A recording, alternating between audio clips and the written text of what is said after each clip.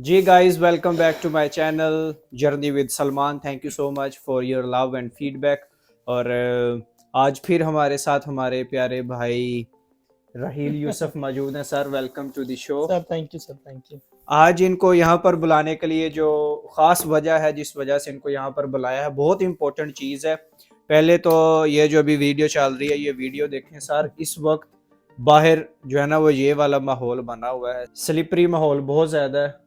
और इस स्लिपरी माहौल का जो शिकार हुए हैं वो हमारे भाई शिकार हुए हैं, भाई स्लिप हुए हैं। मैं सर और वो ये जो वीडियो आपने देखी ना, ये जो माहौल आपने देखा, इसी वजह से हुए हैं क्योंकि फिनलैंड में जब टेम्परेचर थोड़ा प्लस में आता पिघलती है, लेकिन जैसे ही वो माइनस में जाता है तो उधर वो शीशा बन जाती है। जैसे अभी ये वीडियो में देखें, इस तरह से शीशा, वो छोटे छोटे स्टोन्स तो फेंक के जाते हैं लेकिन फिर भी लोग जो है ना स्लिप हो जाते हैं। सर, आप कैसा फील कर रहे हैं अभी? कुछ मैं आराम है? सर मैं कुछ बेटर हूँ अभी, क्योंकि मुझे भी एक वीक की जो है वो लीव मिली थी। ओके।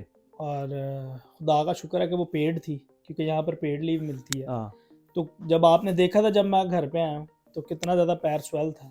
हाँ। तो ये है, शुक्र है खुदावंद का कि अभी स्वेलिंग कुछ हट गई है, लेकिन पेन है थोड़ी सी। तो मज़ीद अभी 3 छुट्टियाँ बाकी हैं, तो होपफुली कि इट विल बी बेटर सून।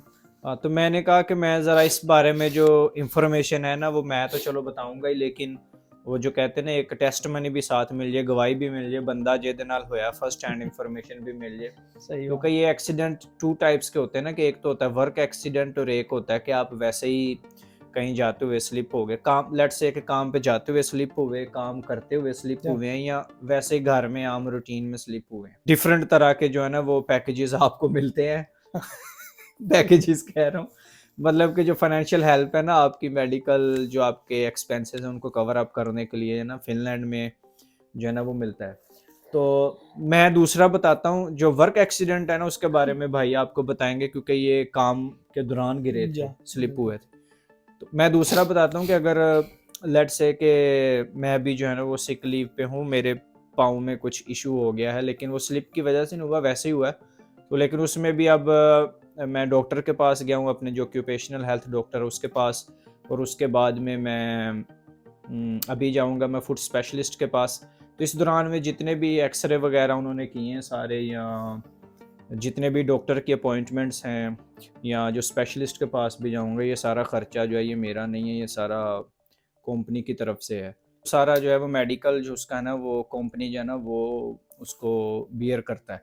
लेकिन इसमें यह है कि जो मेडिसिन वगैरह मैं लूँगा वो मैंने उसके उसके पैसे मैंने खुद ही देने हैं। या और यहाँ कोई बैंडेज जिस तरह से आपने लगाया हुआ है पाँव के ऊपर, अगर खुदा न खास्ता मेरे लगता है तो वो भी मैंने खुद लेना था। लेकिन जो एक्सरे वगैरह और इस तरह की चीज़ें होती है वो सारी कंपनी ने की हैं। ये तो हो गया जो वर्क एक्सीडेंट नहीं है उसकी बात। लेकिन अगर आप काम पे जाते हुए स्लिप हुए हो, वो भी वर्क एक्सीडेंट में कंसिडर किया जाएगा, या काम से आते हुए या काम करते हुए कहीं पर स्लिप हो गए हो, या कोई भी एक्सीडेंट आपके साथ हो जाता तो वो वर्क एक्सीडेंट में कंसिडर किया जाता। उसमें किसी भी तरह का एक्सीडेंट हो सकता है। मेरा एक दोस्त था, उसका वो सीढ़ी से स्लिप हुआ था, उसका ये टखना टूट गया था, हाँ। डैमेज हो गया था। तो वो 6-7 महीने जो था वो सिक लीव पे रहा था। और वो जो इंश्योरेंस है, जो भी हमारी कंपनीज हैं जिनमें हम काम करते हैं, उनकी इंश्योरेंस कंपनी ने उनको पे किया था उतनी देर। तो वो वर्क एक्सीडेंट में आया था। अब भाई की ज़बानी सुनते हैं, सर जी आपने हमें बताना कि क्या हुआ था, और उसके बाद जो मेडिकल कंडीशन, और उसमें ये जो बैंडेज वगैरह लिए हैं या जो या मेडिसिन ली हैं, ये सारी पेड हैं, छुट्टियां वगैरह उसके। बड़ा इम्पोर्टेंट मैसेज है ये, और सबके साथ शेयर भी होना चाहिए। ज़रूरी भी है, क्योंकि किसी के साथ भी ये हैपन हो सकता है, जी स्पेशली फिनलैंड में जो इस टाइम चल रहा है ना, सिचुएशन जो चल रही है वेदर की, और बर्फ़ आपको पता है सारी शीशा बन गई हुई है उसकी जी। वजह से। अब होता ये है सर कि आपकी बात को थोड़ा सा तफसील से मैं बयान करता हूँ कि आपने बताया ना, जैसे कि अगर हम लोग काम पर जा रहे हैं और एक्सीडेंट हो गया, तो वो वर्क एक्सीडेंट में कंसीडर होता है। उसमें थोड़ी सी चेंज है, वो इस तरह से है कि आपके अकॉर्डिंग टू आपके स्केड्यूल, अगर आप काम पर जा रहे हैं, तो अगर मिसाल दे रहा हूँ आपको, अगर जिस तरह मैं जाता हूँ, मेरा ये तकरीबन 1 आवर वे है काम, ठीक है। तो ओके। उसमें ये है कि अगर मैं 8 बजे घर से निकलता हूँ, मेरा स्केड्यूल के हिसाब से 9 बजे शुरू हो रहा है। अगर उस दौरान, उस 9 और 8 के दौरान सफ़र में मैं गिरता हूँ, तो फिर मुझे एक्सीडेंट इंश्योरेंस जो है उसका मैं एलिजिबल नहीं हूँ उसको क्लेम करने के लिए। ओके। अगर मैं 9 बजे के बाद वहाँ पर चला गया हूँ वांता में, जहाँ पर मैं वांता में काम कर रहा हूँ, फॉर एग्जांपल आपको बता रहा हूँ, मैं वांता में 9:01 पे भी अगर वो मेरे साथ पेश आता है ना, तो मैं ओके। सबसे पहले उसका स्क्रीनशॉट लूंगा, जो कि मेरी जिम्मेदारी है।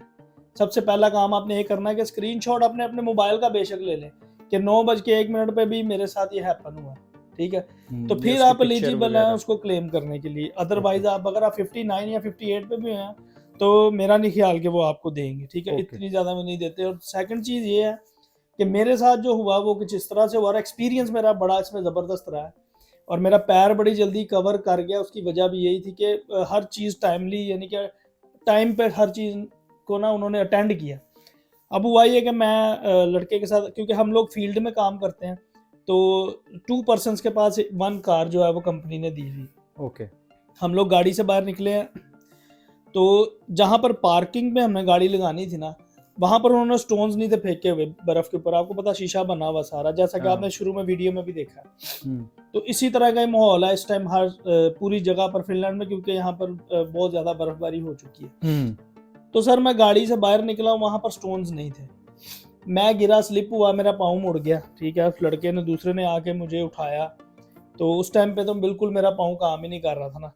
तो उसने मुझे कहा, भाई मैं आपको ना गाड़ी में बिठाता हूँ और मैं बॉस को कॉल करता हूँ, क्योंकि मेरे साथ ये फर्स्ट टाइम हुआ। और मैं बिल्कुल, आपको पता है, 15 16 17 माह हुए मैं यहाँ पर आया, इतना नया हूँ और फर्स्ट टाइम ये हैपन हुआ, मुझे पता नहीं था कि व्हाट टू डू। उसने मुझे कहा, यार मैं काफ़ी देर से यहाँ पे, मुझे पता है क्या सारा है, आप बैठो गाड़ी में, मैं बॉस को कॉल करता हूँ। उसने बॉस को कॉल की, तो बॉस ने, अब इसमें जो समझने वाली चीज़ें हैं वो ये हैं कि बॉस ने सबसे पहले मुझे कहा कि अभी गिरा कहाँ पे है। मैंने उनको बताया, मैं फलां जगह पर गिरा हूँ, ये बिल्डिंग है, यहाँ पर हम ड्यूटी के लिए आए थे, यहाँ पर मैं स्लिप हो गया। सबसे पहला सवाल, आप बिल्कुल सही कह रहे हैं, उन्होंने यही किया था कि शूज़ तूने कौन से पहने। वो सेफ्टी शूज़ तो मैंने ओबियसली पहने हुए थे। सबसे पहले तो उसने मुझसे पूछा ही है कि सेफ्टी शूज़ तेरे किधर है भाई।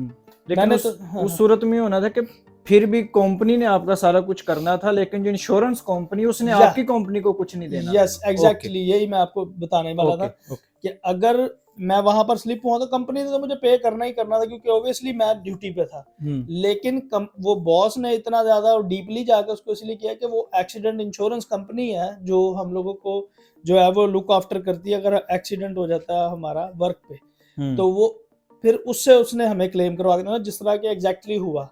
मुझे अब एक्सीडेंट इंश्योरेंस पे कर रही है, मुझे कंपनी की तरफ से नहीं पेमेंट आ रही। जो कंपनी पे करती है उनको कुछ वेजेस मंथली वो उस बिहाफ पे मुझे पे कर वो रहे तो हैं। हर वर्कर की, हर कंपनी ने ना जो इंश्योरेंस ली होती है यहाँ पर, इसीलिए तो जो वर्कर है वो इसीलिए इतना एक्सपेंसिव पड़ जाता है यहाँ पर एम्प्लॉयर को, क्योंकि यहाँ पर हर एम्प्लॉई की जो है वो उनको इंश्योरेंस करवानी पड़ती है कंपनी वालों को, तो वो उनको पे करते हैं जी।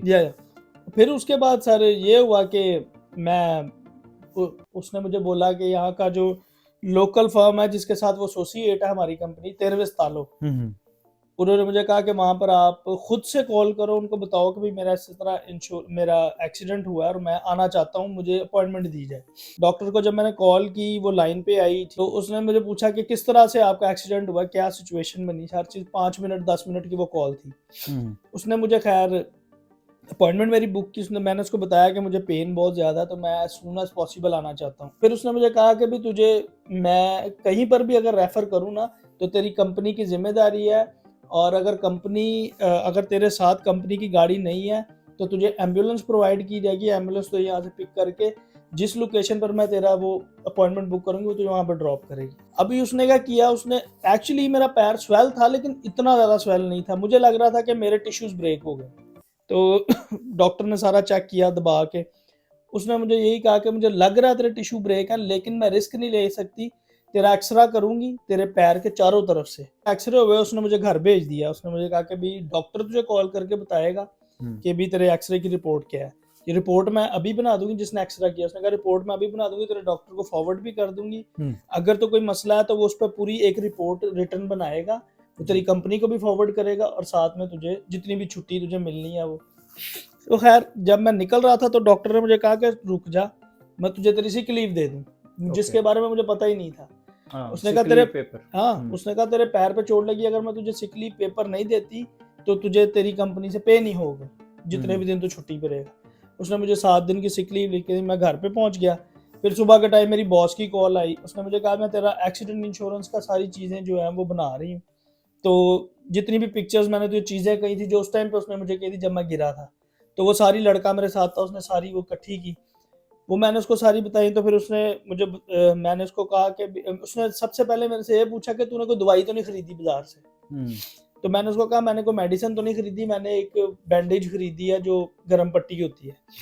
तो वो कहती कि एक्सीडेंट इंश्योरेंस यहाँ तक कि वो भी पे करेगी। स्टिल मैं अभी तक जो है छुट्टियों पे हूँ, रोज़ मैसेज आ जाता है, एक आध या कॉल आ जाती है बॉस के या सुपरवाइजर की कि अभी तू बेटर है, तू बेटर है। अगर नहीं बेटर, अगर 7 दिन के बाद भी मुझे फ़र्क नहीं पड़ता, तो उसमें प्लस पॉइंट ये है कि बजाय मैं काम पर वापस जाने के, बस काम का कोई डॉक्टर प्रेशर नहीं है। डॉक्टर को वो बोले वो वो नया एक्सटेंड पेपर कर वो दे। नया पेपर मुझे रेफर करेंगे, वो मैं लेके फिर डॉक्टर के पास, वो खुदा ना खास्ता कोई मसला है तो वो फिर छुट्टी लिख देगा। तो ये सारी बात है सर। तो अगर यहाँ पर हम जो है ना इस तरह से स्लिप वगैरह हो जाते पहले तो कोई हो ना, क्योंकि ऑब्वियसली फिर आपको चलने फिरने और सारे आपके अपने काम काज के अंदर जो है ना वो काफ़ी इश्यूज हो जाते हैं। लेकिन अगर होते बिल्कुल भी हैं तो आप फाइनेंशियली तौर के ऊपर आपको परेशान होने की ज़रूरत नहीं है, यू आर फुली कवर्ड।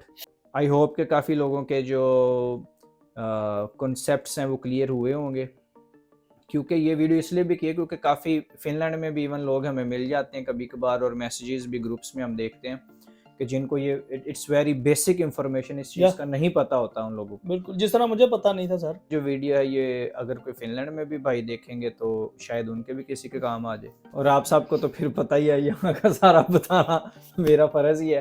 तो आप लोगों से मिलते हैं फिर नेक्स्ट वीडियो में, तब तक अपना ख्याल रखिएगा और इस चैनल का भी ख्याल रखें प्लीज़। वीडियो को लाइक करें और इस चैनल को सब्सक्राइब करें, share it with your friends. See you in the next video, thanks a lot, bye bye. Sir ji thank you.